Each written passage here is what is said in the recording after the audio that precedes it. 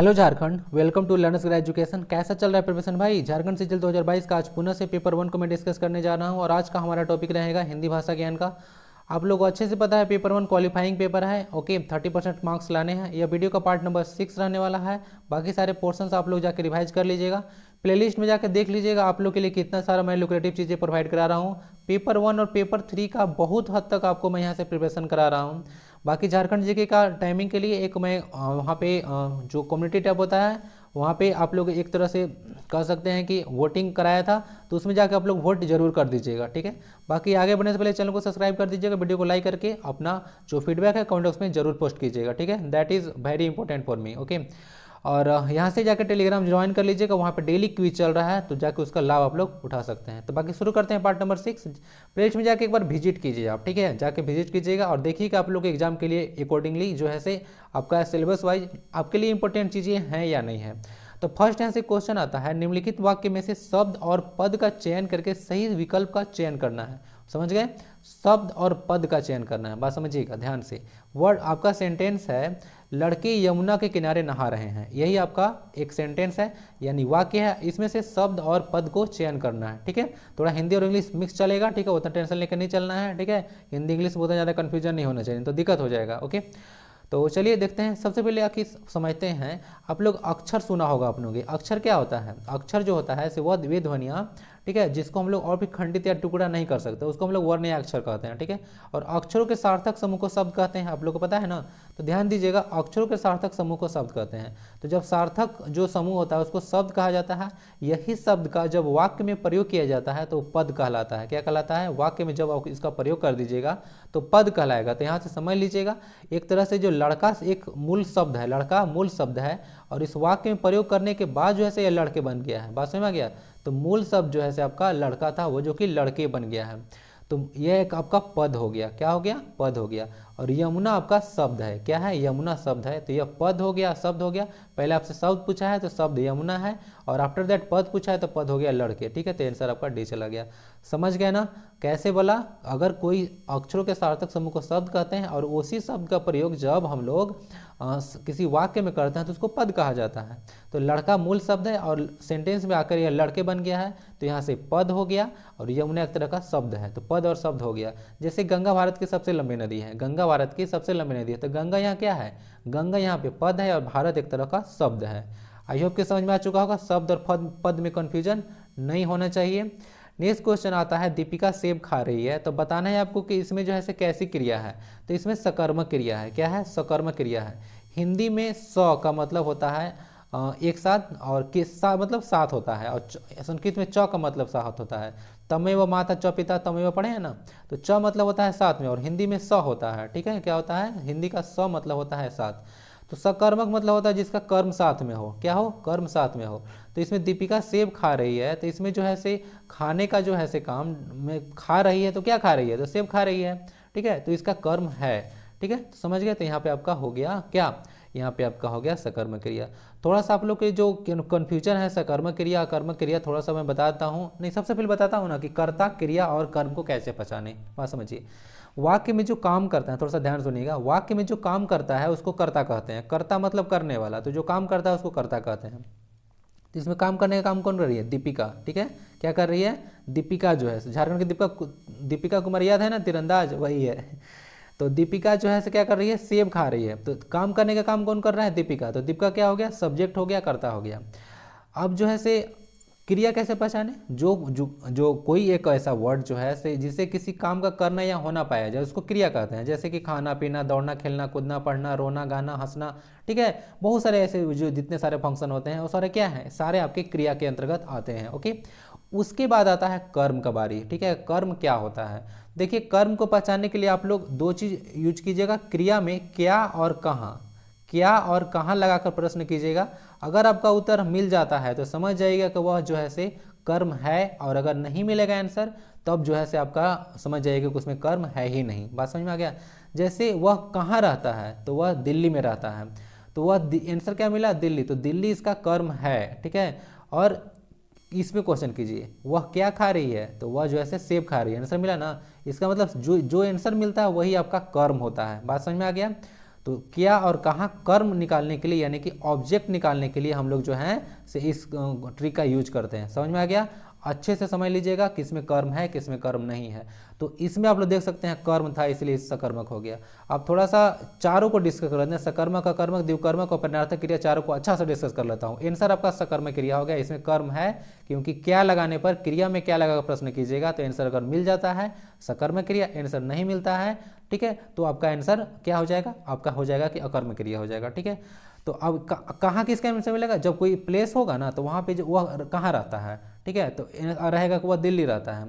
तो इस तरह से आंसर जो है कभी कभी कर्म निकालने के लिए कहाँ लगा कर भी प्रश्न करना पड़ेगा। ठीक है, तो समझ लीजिएगा अच्छा से, बाकी सारा चीज़ देख लीजिएगा। यही सारा चीज़ है, कर्म के आधार पर देखिएगा क्रिया के दो भेद होता है, सकर्मक और अकर्मक क्रिया। सकर्मक क्रिया क्या होता है, सकर्मक क्रिया जिस क्रिया से मतलब समझिए कि जिसका कर्म होगा, क्या होगा, कर्म होगा, उसको हम सकर्मक कहते हैं। जिसके साथ कर्म हो, जैसे राधा मूर्ति बनाती है, राधा क्या बनाती है, मूर्ति। नेता भाषण देता है, क्या देता है, भाषण। तो आंसर मिल रहा है ना आपको, क्या देता है, क्या बनाती है, तो इस तरह से आंसर मिल गया तो उसका कर्म है यानी कि सकर्मक है। अकर्मक क्रिया का अपना कर्म नहीं होता है, बात समझ में आ गया, कर्म होता ही नहीं है। जैसे कुछ कुछ अकर्मक क्रिया का जो है एग्जाम्पल समझ लीजिएगा, ले से ला जाना है, कुछ वर्ड देख लीजिएगा। सोना सबसे इंपॉर्टेंट आपका हो जाएगा, खेलना, डरना, बैठना, हंसना, हंसना भी है एक इंपॉर्टेंट, ठीक है, रोना भी एक इंपॉर्टेंट क्रिया है, डोलना, मरना, पिटना, जागना, जागना भी एक है। तो इस तरह से कूदना, ठीक है, तो ये सारे कुछ कुछ जो क्रियाएं आप लोग यहाँ से देख लीजिएगा। तो ये सारे जब क्रिया कहीं आ जाएगा तो समझ जाएगा कि अकर्मक क्रिया है। जैसे समझिए लड़का सो रहा है और गीता नाच रही है, तो लड़का क्या सो रहा है, आंसर मिला नहीं ना, लड़का क्या सो रहा है, सो रहा है तो सो रहा है, क्या सो रहा है पता नहीं चल रहा है तो नहीं चल रहा है, इसका मतलब है कि अकर्मक क्रिया है, आंसर नहीं मिलेगा। गीता नाच रही है, गीता क्या नाच रही है, कुछ नहीं, नाच रही है तो नाच रही है। ओके, तो यहाँ से हो गया आपका अकर्मक क्रिया एग्जाम्पल, यानी कि कर्म इसमें है ही नहीं। ठीक है, क्या लगाकर या कहाँ लगाकर प्रश्न करने पर आंसर नहीं मिला। आगे आता है द्विकर्मक, जैसे कि नाम ही है, द्वि का मतलब क्या होता है, द्वि का मतलब होता है दो, क्या होता है, दो। तो जिसमें दो कर्म होता है उसको द्विकर्मक क्रिया कहते हैं, बात समझ में आ गया। जैसे यहाँ पे देख लीजिएगा, राजा ने ब्राह्मण को दान दिया, तो क्या दिया, एक दान दिया, किसको दिया, ठीक है, तो दिया ब्राह्मण को। ठीक है, तो क्या और किसको, दो चीज का आंसर मिलेगा आप लोग को। इस तरह से द्विकर्मक में क्या और किसको, दो चीज का मिलेगा, या क्या क्या क्या किसको किसको भी आंसर आप लोग को मिल सकता है। ठीक है, तो देख लीजिएगा, राम लक्ष्मण को गणित सिखाते हैं, ठीक है, क्या सिखाते हैं, गणित। गणित क्या सिखाएंगे, वो तो तीर धनुष सिखाएंगे। तो क्या सिखाते हैं, गणित सिखाते हैं, किसको सिखाते हैं, लक्ष्मण को सिखाते हैं। तो इस तरह से दो कर्म आप लोग को यहाँ पे मिल रहा है। मालिक नौकर को पैसे देता है, ठीक है, तो क्या देता है, तो देता है पैसे, और किसको देता है, तो नौकर को। तो इस तरह से दो कर्म यहाँ पे मिल रहा है, तो ऐसे को हम लोग द्विकर्म क्रिया के नाम से जानते हैं। अब एक समझते हैं प्रेरणार्थक क्रिया, जैसा ही कि नाम से है, प्रेरणा करना, इंडक्स, ठीक है, प्रेरणा करना मतलब किसी को प्रेरित करना, इंडक्ट करना। ठीक है, तो यहाँ से देख लीजिएगा, तो इसका क्या होगा कि क्रिया जो है से क्या होता है, जो क्रिया का ज्ञान हो कि कर्ता स्वयं कार्य न करके किसी अन्य से करवाता है। कहने का मतलब ये है कि सेंटेंस देखिएगा ना कि कर्ता खुद काम नहीं करता है, किसी और से काम करवाता है। ठीक है, तो समझ जाइएगा इसमें, ठीक है, कि क्या होगा, किसी और से काम करवाएगा। जैसे समझिएगा कि प्रेरणार्थक क्रिया के दो कर्ता होता है, इसमें दो कर्ता होता है, एक होता है प्रेरक कर्ता, दूसरा होता है प्रेरित कर्ता। तो प्रेरक कर्ता करता क्या है कि उसको इंस्ट्रक्शन प्रोवाइड कराता है कि भाई ये काम करो, और दूसरा प्राणी क्या करता है, वो प्रेरणा लेकर काम करता है। अब इसको सेंटेंस में समझिए जरा, सुरेंद्र राधा से खाना पकवाता है, सुरेंद्र क्या करता है राधा से, सुरेंद्र राधा से खाना पकवाता है। तो सुरेंद्र आपका हो गया प्रेरक करता, यानी कि प्रेरणा दे रहा है, और काम कौन कर रही है, राधा सुन रही है बेचारी। ठीक है, राधा जो है क्या कर रही है, सुन रही है कि भाई खाना उसको पकाना पड़ेगा। तो प्रेरित करता कौन हो गई, प्रेरित करता हो गई राधा। तो सुंदर ही था ना, सुरेंद्र था, सुरेंद्र राधा से खाना पकवाता है। यहाँ पे इसमें क्या है, यहाँ पे आपका प्रेरणार्थक क्रिया का एग्जाम्पल हो गया। रामू धीरज से गाड़ी चलवाता है, तो बेचारा धीरज को गाड़ी चलाना पड़ रहा है, बोल कौन रहा है, रामू।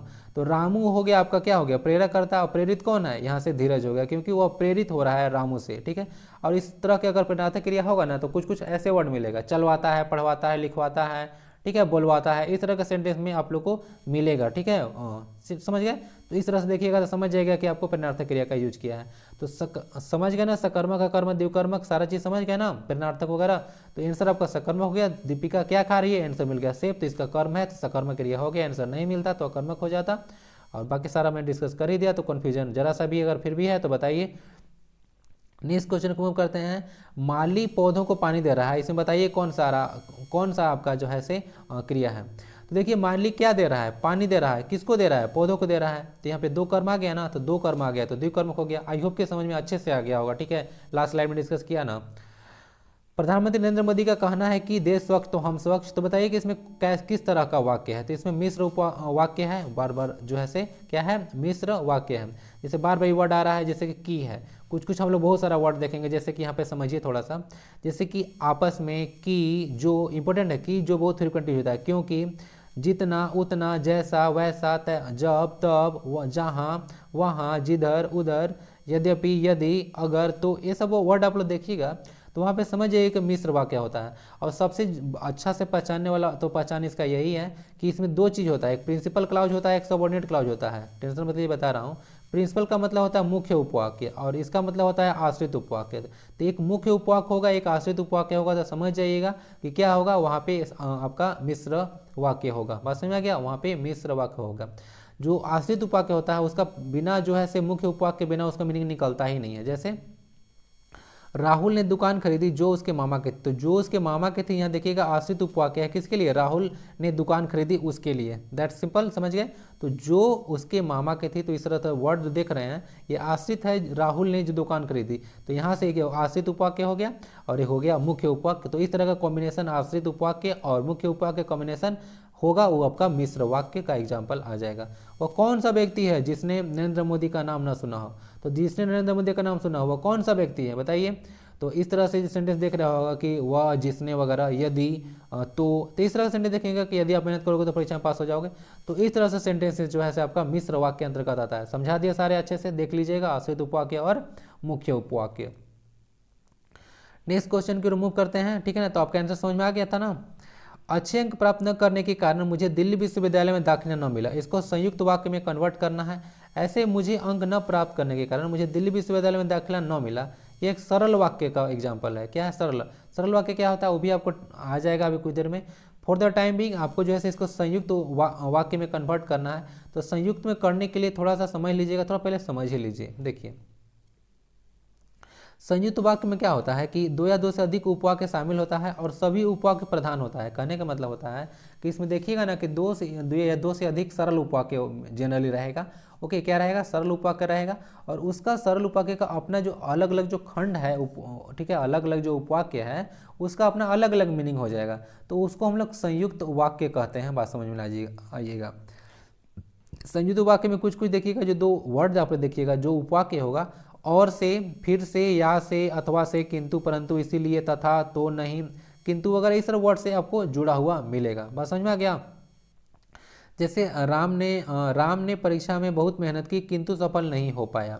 ठीक है, राम ने परीक्षा में बहुत मेहनत की, तो एक तरह से ये आपका उपवाक्य है और एक सफल नहीं हो पाया, ये भी एक उपवाक्य है। दोनों का देखिए अच्छा से मीनिंग निकल रहा है। ठीक है, तो यहाँ से ऐसे जब आता है तो संयुक्त वाक्य होता है, दोनों का मीनिंग निकल जाता है, एक वर्ड कनेक्ट कर रहा है किंतु। तो इस तरह से चीज़ होता है। राधा बीमार थी इसीलिए स्कूल नहीं आई, तो राधा बीमार थी और स्कूल नहीं आई, दोनों का मीनिंग निकल रहा है और उसको कनेक्ट करने का काम इसीलिए वर्ड कर रहा है। तो इस तरह से यहाँ से संयुक्त वाक्य होता है।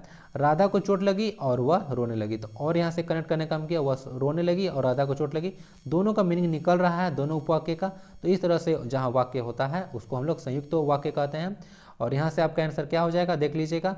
संयुक्त वाक्य में करना है तो मैंने अच्छे अंक प्राप्त नहीं किए इसीलिए वर्ड था ना, अभी पीछे देखा ना आपने, मुझे दिल्ली विश्वविद्यालय में दाखिला नहीं मिला।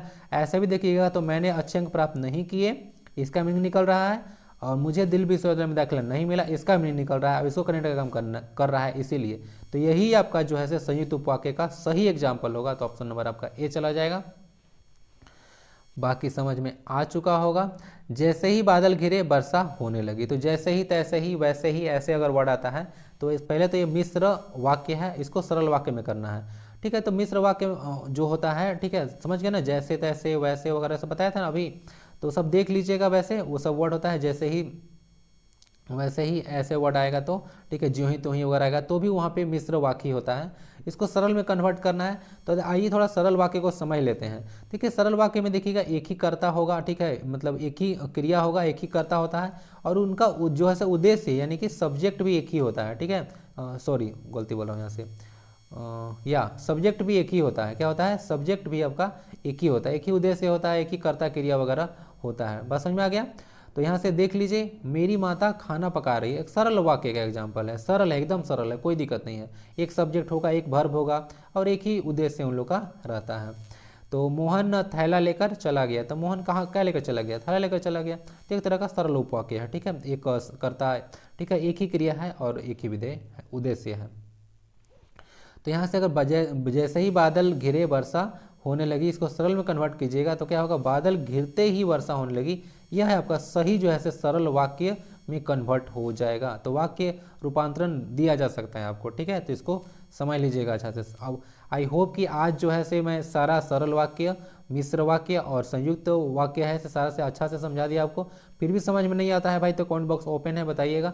और मैं सोच रहा हूँ कि थोड़ा थोड़ा ना टॉपिक करके 5-10 मिनट का जो है से आपको ना अलग अलग टॉपिक का वीडियो बीच बीच में देता रहूँ, ठीक है, जैसे कभी संधि का दे दिया तो कभी समास कर दिया, ताकि डाउट क्लियर हो जाए, क्योंकि बेसिक बहुत ज़रूरी है, ठीक है। तो मैं नहीं चाहता हूँ कि अगर पेपर 1 और पेपर 3 का मैं प्रिपरेशन कर रहा हूँ तो मैं आपको आपके साथ धोखा करूँ, ठीक है। तो आपको अच्छे से मैं प्रोवाइड करा दूँगा, डोंट वरी अबाउट दैट। मुझे बहुत मतलब क्या बोलूँ, ठीक है, बहुत सारा चीज़ सर्च करना होता है, पीपीटी वगैरह बनाने में बहुत मेहनत लगता है, ठीक है। और आज तो आप लोग का वीडियो भी नहीं आ पाया था क्योंकि मैं वीडियो को अपलोड कर रहा था, ठीक है, और वहाँ से टर्मिनेट हो जा रहा था। मैं कितना बार किया, वीडियो को अपलोड करने की कोशिश कर रहा था तो हो ही नहीं रहा था। तो जिसके चलते क्या होगा सर, मैंने आपको टेलीग्राम पे प्रोवाइड करा दिया था ऐसा इन्फॉर्मेशन कि आज वीडियो अपलोड नहीं होगा। तो मेहनत बहुत ज़्यादा हो जाता है, तो बट धीरे धीरे क्या करेंगे, उसी में तो सब समय निकाल के काम करना है ना भाई। तो चलिए करेंगे, ठीक है, और आप लोग को प्रोवाइड करा देंगे थोड़ा थोड़ा टॉपिक सारा चीज़। तो चलिए देखिए हो गया, जैसे ही बादल गिरते ही वर्षा होने लगी, एक सरल वाक्य का एग्जाम्पल है। आप लोग ने सरल वाक्य का थोड़ा सा देख ही लिया, थोड़ा सा डिटेल में। वह लाल कमीज वाला मेरा भाई है, इसको मिश्र वाक्य में कन्वर्ट करना है। वह लाल कमीज वाला मेरा भाई है, तो इसमें देखिए मिश्र वाक्य में करना है, एक्चुअली में है क्या ऐसा सेंटेंस, वह है सरल वाक्य और उसको करना है मिश्र में। तो क्या होगा, जिसने लाल कमीज पहनी है वह मेरा भाई है, इसका एक मिश्र वाक्य सही बनेगा, ठीक है। बाकी ऑप्शन पढ़िएगा तो इररिलेवेंट टाइप के लगेगा, वह लाल कमीज पहनता है मेरा भाई है, इस तरह से, चूंकि लाल कमीज पहनी है इसीलिए भाई है क्या, उसने लाल कमीज पहनी है और वह मेरा भाई है, इस तरह से ऐसा कुछ नहीं होगा, ठीक है। इस तरह से सरल वाक्य नहीं हुआ। ये तो यहाँ से देखिएगा तो संयुक्त वाक्य जैसा लग रहा है, और से कनेक्ट है तो, है ना। उसने क्या है, लाल कमीज पहनी है, वह मेरा भाई है, दोनों का मीनिंग निकल रहा है, तो संयुक्त वाक्य हो गया, मिश्र तो हुआ ही नहीं। तो मिश्र जिसने ज्यों ही वगैरह बताया था ना, ज्यों ही त्यों ही, ठीक है, जो वगैरह वर्ड वगैरह आता है, ठीक है, तो इस तरह से जो होता है, ओके, तो वहाँ पे मिश्र वाक्य होता है। तो बताया था ना, तो थोड़ा सा देख लीजिएगा, अच्छा से रिवाइज कर लीजिएगा। निम्नलिखित संधि युक्त शब्द के संधि भेद का सही विकल्प चयनित कीजिए। तो बताइए प्रति उत्तर में कौन सा संधि, आपसे यही पूछ रहा है। तो प्रति उत्तर में यन संधि है, क्या है, यन संधि है, इसको याद रखिएगा ना। यन संधि यहाँ पे क्यों है, जैसे देखिएगा प्रति उत्तर, तो इसका अगर संधि विच्छेद कीजिएगा ना, ठीक है, तो प्रति प्लस उत्तर आएगा, क्या आएगा, प्रति प्लस उत्तर, ठीक है। संधि को भी मैं प्रोवाइड करा दूंगा, don't worry about that. Examination से पहले आप लोग को इतना मटेरियल दे दूंगा ना कि एग्जाम में जाकर बैठिएगा तो बहुत ज़्यादा कंफर्टेबल फील कीजिएगा, प्रॉब्लम ज़्यादा नहीं होगा। प्रति में आपका देख रहे होंगे कि छोटी ई की मात्रा है, उसके बाद ऊ है, तो ई और ऊ मिलाकर आपका यू बन गया है। तो ऐसे अगर बन जाता है ना, ई और ऊ मिलाकर यू, ठीक है, तो वहाँ पे आपका यन संधि होता है, क्या होता है, यन संधि। डेफिनेशन बहुत बड़ा है इसमें। स्वर संधि का टोटल 5 प्रकार में पहले ही बता चुका था, दीर्घ संधि, गुण संधि, वृद्धि संधि, यन संधि, और एक होता है आयादी संधि, ठीक है। तो इस स्वर संधि का टोटल 5 प्रकार में से एक प्रकार है, और संधि 3 तरह का होता है, बताया था ना, कि स्वर संधि, व्यंजन संधि और विसर्ग संधि, ठीक है। तो उसमें यन संधि का ही प्रकार है, प्रति जोड़ उत्तर, प्रति उत्तर, तो ई प्लस ऊ करके यू बन गया, समझ लीजिएगा इसको। बाकी मैं प्रोवाइड कराऊंगा संधि का। अब बताइए कि गृह प्लस उपयोगी का जो है से देखिएगा कि संधि विच्छेद किया हुआ है, तो एक शब्द क्या बनेगा, तो गृह प्लस उपयोगी मिलकर गृहोपयोगी बनेगा, क्या बनेगा, गृहोपयोगी एक वर्ड बनेगा, ठीक है, समझ लीजिए। और इसमें आपका देखिएगा गृह गुण संधि है ना, गृह अ और प्लस उ, क्या अ प्लस उ मिलके क्या बना, ओ बना, क्या बना, अ प्लस उ मिलके ओ बना। तो क्या बन गया आपका गृहोपयोगी, गृहोपयोगी उपयोगी ओ बन गया, तो ओ बन गया, तो यहाँ से गुण संधि हो गया, ठीक है। तो समझ लीजिएगा यही सारा लिखा हुआ है यहाँ पे। जीर्णोद्वार में देख लीजिएगा, आ प्लस उ मिल के ओ बना है, यहाँ पे कुछ कुछ गुण संधि के एग्जाम्पल है। महाजलोत्सव महोत्सव हो गया, आ प्लस उ मिल के ओ बना है। अब बाकी यहाँ से देख लीजिएगा, ए भी बना है कहीं पे, सुर प्लस इंद्र, सुरेंद्र, ठीक है, ए, और अर भी बनता है, तो भी जो है आपका गुण संधि होता है, महाजोडेसी महर्षि, ठीक है, आ प्लस री मिल के अर बन गया, ठीक है, महर्षि, महर, अहर, और आ रहा है ना, महर और महर्षि, और, तो इस तरह से जब बनता है तो यहाँ से गुण संधि का कुछ कुछ आता है, ठीक है। तो आप लोगों ने समझ लिया होगा यहाँ से, ठीक है। गृहोपयोगी का जो है से संधि आप लोग जो है से कीजिएगा, यहाँ से जोड़िएगा, दो शब्दों को मिलेगा तो गृहोपयोगी बनेगा। इसका संधि विच्छेद उल्टा पुल्टा कैसे करके पूछेगा तो आप लोग को डाउट नहीं होना चाहिए। गृहोपयोगी कुछ एग्जाम्पल आप लोग देख लिया। अब मूव करेंगे नेक्स्ट क्वेश्चन की ओर, और नेक्स्ट क्वेश्चन आता है, फिर से आता है संधि विच्छेद का विकल्प का चयन करना है। तो मातृ जोड़ इच्छा, ठीक है, तो क्या हो गया, मातृ जोड़ इच्छा बन के आपका मातृइच्छा हो गया, ठीक है। इसमें भी आपका यौन संधि है, ठीक है, क्या है, इसमें भी यौन संधि है, ठीक है। चलिए नेक्स्ट क्वेश्चन मूव करते हैं। सावन के अंधही जियो सुंझत रघरो, कहने का मतलब है कि इसमें आपको अलंकार बताना है। क्या बताना है, इसमें अलंकार बताना है। तो इसमें देखिए उपमा अलंकार है, क्या है, उपमा अलंकार है। अब उपमा अलंकार का डेफिनेशन क्या है, उपमा अलंकार का डेफिनेशन होता है कि जहाँ जहाँ पे एक बहुत प्रसिद्ध वस्तु की तुलना एक सामान्य वस्तु से करते हैं, तब वहाँ पे उपमा अलंकार होता है। जैसे आप लोगों को पता है कि सावन में हर एक चीज़ हरा भरा होता है, सावन में हर एक जो चीज़ होता है हरा भरा होता है। अब वहाँ से एक अंधे को पूछेंगे कि सावन का मौसम को उसको पता है, तो बोलेगा उधर कैसा कलर है, तो बोलेगा उधर हरा कलर है, उसको तो पता ही है, एक बहुत प्रसिद्ध चीज़ है सावन ना, उसमें चारों तरफ हरा भरा रहता है। तो इसी तरह से तुलना करके बताया जाता है, ठीक है, कि जो है से सावन में जो से क्या है, अंधा को भी पता चलता है कि हरा है। तो सावन एक बहुत प्रसिद्ध चीज़ है, उसको अंधा से यानी कि एक सामान्य वस्तु से तुलना करके बता रहे हैं कि उसको पता चल जाएगा उसके बारे में कि हरा भरा है। तो ऐसे इस तरह का तुलना को हम लोग उपमा अलंकार बोलते हैं, ठीक है। अलंकार आप लोग जानते हैं ना, अलंकार का अर्थ होता है आभूषण या गहना, ठीक है, काव्य की शोभा को बढ़ाने के लिए अलंकार का प्रयोग करते हैं हम। अलंकार में आप लोग को पहले ही पढ़ा चुका था, अलंकार जो है ना मेनली रूप से 3 तरह का होता है, ठीक है, मतलब 2 तरह का जनरली होता है, एक 3 होता है, एक में बहुत सारा टाइप होता है, जनरली 4-5 तरह का होता है, आप लोग को पता होगा, ठीक है।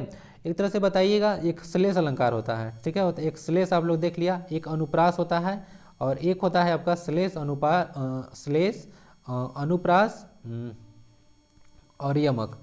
श्लेष अनुप्रास और यमक अलंकार 3 किसका टाइप है, आप लोग के लिए क्वेश्चन है, श्लेष अनुप्रास और यमक 3 बताइए किसका जो है से आपका प्रकार है, इसका शब्दालंकार का प्रकार है कि अर्थालंकार का प्रकार है, यही पूछना चाह रहा हूँ, ठीक है, बताइए जरा। आंसर आपका उपमा अलंकार हो गया, क्योंकि सावन के अंधे को हरा ही दिखेगा, यानी कि तुलना किया जा रहा है। नेक्स्ट क्वेश्चन है, देख लो साकेत नगरी है यही स्वर्ग से मिलने गगन जा रही है। तो देखिए, तो यहाँ से ना साकेत नगरी को बोला जा रहा है कि देखो भाई यही साकेत नगरी है, स्वर्ग से मिलने गगन जा रही है। देखिए बहुत ज़्यादा बढ़ा चढ़ा कर नहीं बोला जा रहा है, तो बहुत ज़्यादा कोई चीज़ को बढ़ा चढ़ा कर बोला जाता है ना, तो वहाँ पे अतिशयोक्ति अलंकार होता है। क्या होता है, अतिशयोक्ति अलंकार होता है। तो आपका आंसर बी हो गया। नेक्स्ट क्वेश्चन को मूव करेंगे, और नेक्स्ट क्वेश्चन कहा जाता है कि आपका समस्त पद विग्रह का सही विकल्प करना है, यानी कि इसको पद का क्या करना है, समासिक पद को पद विग्रह करना है। तो देख लीजिए, इसका यथारुचि का रुचि के अनुसार हो जाएगा, क्या हो जाएगा, रुचि के अनुसार। ओके, तो ये होता है रुचि के अनुसार यथारुचि। इसमें अव्यय भाव समास है, क्या है, अव्यय भाव समास आपका है। समास टोटल 6 तरह का बताया था ना, ठीक है, कि भूल गए, कर्मधारय तत्पुरुष द्विगु द्वंद्व अव्यय भाव और बोल दिया ना बहुव्रीहि।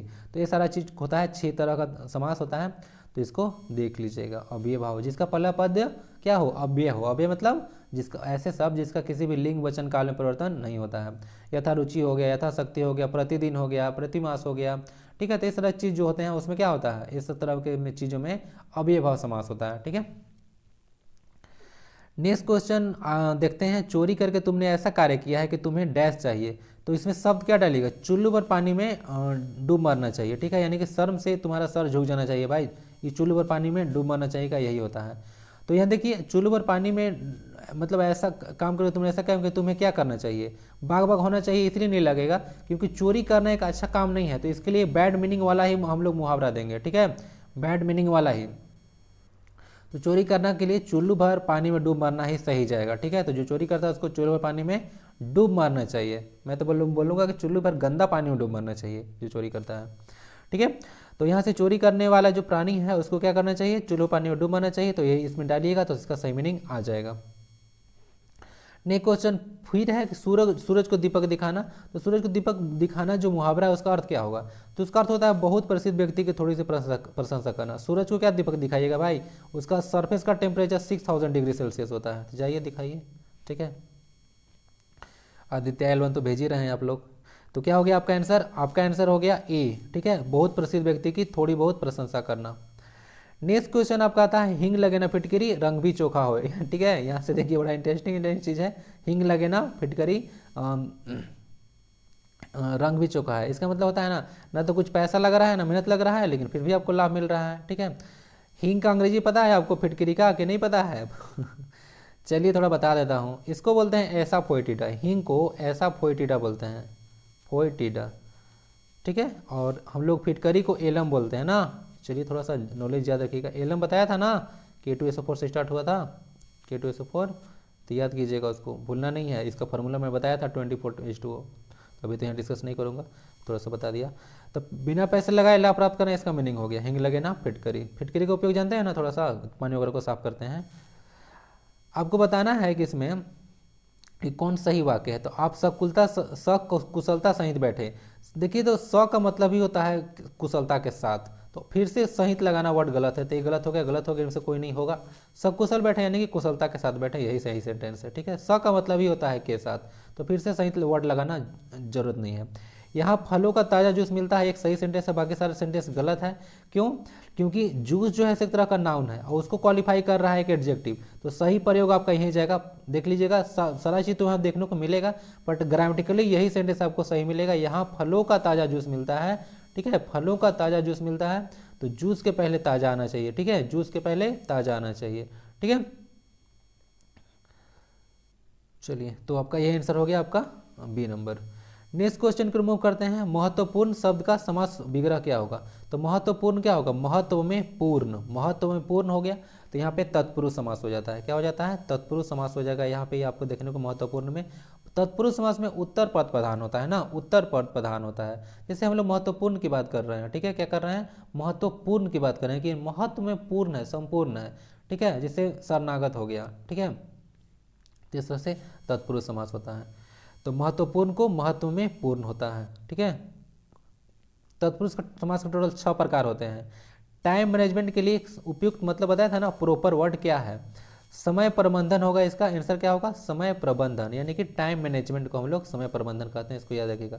समय नियोजन नहीं होता है, इसको नहीं मारिएगा, ठीक है, गलत हो जाएगा। गंभीरता शब्द व्याकरण दृष्टि से क्या है, देखिए गंभीरता शब्द देखिए व्याकरण दृष्टि से संज्ञा है। क्या है? संज्ञा है। अब मैं बताता हूँ कि संज्ञा क्यों है। जैसे कि देखिएगा ना, तो गंभीरता जो है इसका अंग्रेजी होता है सीरियसनेस। क्या होता है? सीरियसनेस। तो देखिए संज्ञा पहचानने के लिए, ठीक है, आप लोग देखिएगा इसके पहले कुछ कुछ वर्ड लगा के देखिएगा, तो वो जो है से वर्ड आपका सूटेबल नहीं होगा, ठीक है, या किसी आपका जो है से क्या होगा, एक कर्ता के जैसा काम कर सकता है, ठीक है, क्या कर सकता है, कर्ता के जैसा काम कर सकता है। तो यहाँ से ही संज्ञा है, गंभीर से गंभीरता बनाया गया है, एक तरह से भाववाचक संज्ञा है गंभीरता। विशेषण बताया था ना, विशेषण के बाद नाउन आप लोग लगा के यूज कीजिएगा, ठीक है, तो आप लोग का समझ जाएगा कि वह से विशेषण है, ठीक है। सर्वनाम मैं तुम या हुआ क्रिया जो काम करने या होने का पता चलता है उसको क्रिया कहते हैं। तो गंभीरता जो है से आपका संज्ञा है। बहुत सारा संज्ञा होता है, लड़कपन, बचपन, बुढ़ापा, जवानी, ये सब पढ़े थे ना, तो सब जो है से क्या है, एक तरह से आपका संज्ञा है, भाववाचक संज्ञा का एग्जाम्पल है गंभीरता। नेक्स्ट क्वेश्चन आता है, किस शब्द में उपसर्ग और प्रत्यय दोनों है। तो बताइए उपसर्ग क्या होता है। उपसर्ग मतलब उप, जो पहले आता है, प्रत्यय मतलब क्या होता है, जो बाद में आता है। तो उपसर्ग और प्रत्यय ही होता है, प्रीफिक्स और सफिक्स, ठीक है। तो प्रीफिक्स पहले आता है और सफिक्स बाद में आता है।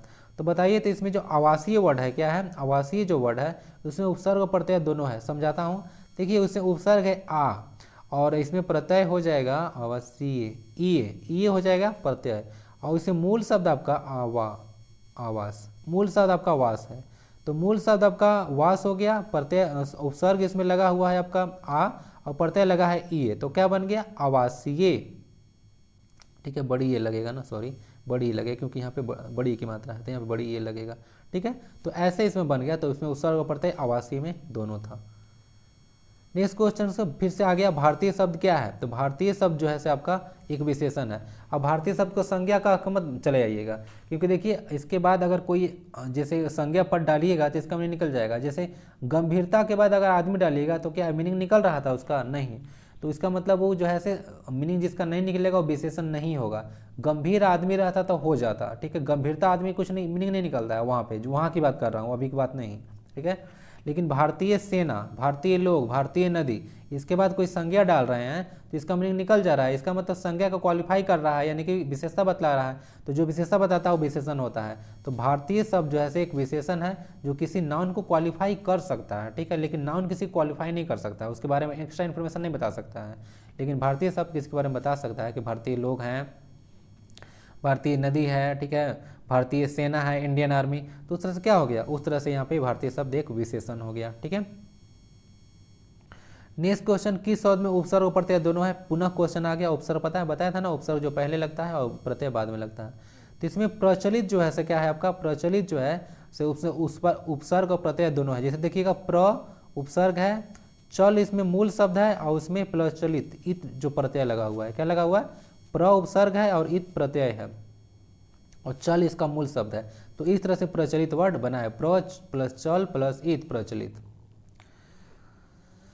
जन्म शब्द का समानार्थी यानी कि सिनोनिम्स बताना है आपको, सिमिलर मीनिंग वाला वर्ड। तो जन्म शब्द का क्या होगा समानार्थी, उत्पत्ति हो गया, क्या होगा, उत्पत्ति। बाकी विद्यमान देख लीजिएगा, प्रयुक्त या उल्लेख, ठीक है, एक तरह से सब इसमें समानार्थी है। कहीं पे विद्यमान है, मौजूद है, कहीं प्रयुक्त मतलब वहाँ पे है, और उल्लेख है उसका मतलब कहीं ना कहीं प्रेजेंट है।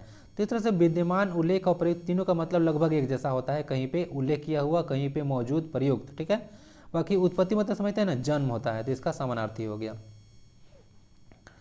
भूखंड में समास कौन है, तो भूखंड में तत्पुरुष समास है, याद रखिएगा। कौन सा समास है, तत्पुरुष समास। भूखंड बताया था ना, भूमि का खंड, क्या होता है, भूमि का खंड। हम लोग भूमि की बात नहीं कर रहे हैं, बात कर रहे हैं भूमि के खंड के, यानी कि उत्तर वाले पद की। तो बताया था ना, तत्पुरुष समास में उत्तर पद प्रधान होता है, तो यहाँ पे तत्पुरुष समास हो गया। तो तत्पुरुष लग लीजिएगा, भूमि का खंड हो गया, भूखंड यानी कि भू का खंड। भू मतलब भूमि होता है, भूगोल पढ़ते हैं ना, भू प्लस गोल, भू मतलब पृथ्वी, गोल है तो वही बोलते हैं भूगोल। इस तरह से भूखंड है, भूमि का खंड, भू का खंड। द्विगु समास, जिसमें पहला पद क्या होता है, संख्यावाची होता है, उसको द्विगु समास, त्रिमासा हो गया, त्रिफला हो गया, चौराहा हो गया, चौमासा हो गया, इस तरह से होता है। और आपका द्वंद्व समास को बताया था ना, जिसमें दोनों पद प्रधान होता है, जैसे कि माता पिता हो गया, भाई बहन हो गया, थाली लोटा हो गया, दिन रात हो गया, दाल भात हो गया, इस तरह होता है। कर्मधारय समास बताया था आप लोगों को, भूल गए। कर्मधारय समास बताइए, मैं कितना बताऊँ आपको, ठीक है। कर्मधारय समास थोड़ा सा लिखिए तो कमेंट बॉक्स में जरा, कि किसको बोलते हैं, कि बता ही दो, क्या करूँ आप लोग के साथ। चलिए बता ही देता हूँ, तो बोलिएगा कि हमको याद नहीं है। एक बच्चा बोल रहा था कि आप तो पहले से टिक लगा के रखे हैं। तो देखिए, एक पद होता है विशेषण और दूसरा पद होता है विशेष्य। क्या होता है, एक पद विशेषण और दूसरा पद विशेष्य होता है, उसको जो है हम लोग बोलते हैं कर्मधारय समास। जैसे समझिए, जैसे कि नीलकमल एक एग्जाम्पल, बहुत फेमस एग्जाम्पल है नीलकमल, ठीक है। क्या होता है, नीलकमल। तो एक तरह से क्या हो गया, नील और कमल, ठीक है। तो नील क्या हो गया, एक तरह से विशेषण हो गया, और कमल क्या हो गया, एक तरह का विशेष्य हो गया। जिसमें विशेषण विशेष्य का मतलब देखा जाता है संबंध, तो वहाँ पे आपका कर्मधारय समास होता है, तो उसको नील कमल बोलते हैं हम लोग, ठीक है। तो याद रखिएगा, मतलब कमल बोलते नहीं है, नील कमल एक एग्जाम्पल है कर्मधारय का। तो विशेषण विशेष्य का जहाँ संबंध होता है वहाँ पे कर्मधारय समास होता है। नील कमल हो गया, नील गगन हो गया, ठीक है, ये सारा। अर्थ की दृष्टि से शेष से भिन्न शब्द छांटिए, यानी कि जो चार ऑप्शन दिख रहा है आपको, उसमें से एक अलग है तो उसको छांटना है आपको। डगर, राह, पथ या धरा, क्या होगा, तो धरा अलग है। डगर, राह, पथ, इस तीनों का मतलब रास्ता ही होता है, ठीक है। और धरा मतलब होता है धरती, क्या होता है, धरती होता है, पृथ्वी बोल सकते हैं, वसुंधरा बोल सकते हैं। तीसरा धरती का पर्यायवाची शब्द यानी कि सिमिलर मीनिंग वाला वर्ड है। तो आंसर आपका धरा अलग वर्ड है, बाकी सारा रास्ता का पर्यायवाची है, और धरा अलग चीज है। धरा मतलब धरती, पृथ्वी, वसुंधरा, ठीक है, ये तरह हो गया। कोई शब्द व्याकरण दृष्टि से क्या है, तो कोई शब्द अगर देखिएगा तो व्याकरण दृष्टि से सर्वनाम है, और एक तरह से अनिश्चयवाचक सर्वनाम है, पता है ना। जैसे दरवाजे पर कोई खड़ा है, क्या है, दरवाजे पर कोई खड़ा है, तो कोई के बारे में हमको पता नहीं है, तो क्या हो गया, अनिश्चयवाचक हो गया। कोई आया है, कोई आया है, उसके बारे में पता नहीं हमको, तो अनिश्चयवाचक हो गया, ठीक है, अनिश्चितवाचक। तो इस तरह से देख लीजिएगा, यह सर्वनाम है कोई शब्द, ठीक है। मैं, तुम, यह, वह, वे लोग, ये सारा जो होता है सर्वनाम होता है। किसी संज्ञा के बदले हम लोग इसको यूज करते हैं, ठीक है, तो उसको सर्वनाम कहते हैं। जैसे बताया था ना, गाय पर लिखने के लिए बोला गया था, तो आप लोगों ने बार बार गाय गाय 10 बार लिखा था ना, तो सर क्या बोले थे कि गाय गाय बार बार नहीं लिखना है, तुम इसके लिए इसके वर्ड यूज करो। इसके 4 पैर होते हैं, इसके एक नाक में 2 सुराख होते हैं, इसके एक लंबी पूंछ होती है, ऐसे ऐसे यूज करो। तो बार बार जो है से एक संज्ञा शब्द का जो प्रयोग होता है उपयुक्त नहीं माना जाता है, ठीक है, उपयुक्त नहीं माना जाता है, तो समझ लीजिएगा इसको। तो हम लोग सर्वनाम का यूज करते हैं। यही सारे कुछ क्वेश्चन थे, कैसा लगा जरूर बताइएगा वीडियो को। बाकी लर्नर्स क्लास चैनल से जुड़कर अपना प्रिपरेशन को बूस्ट कीजिए, और जाके आज वोटिंग में जो करा रहा था उसको वोट जरूर कीजिएगा, ठीक है। वहाँ से देखता हूँ उसको कि आप लोग का झारखंड जी के कैसे लेना है। बाकी थैंक यू वेरी मच, स्वस्थ रहें, मस्त रहें, पढ़ाई लिखाई में व्यस्त रहें। मिलते हैं नेक्स्ट वीडियो में, तब तक के लिए वंदे भारतम।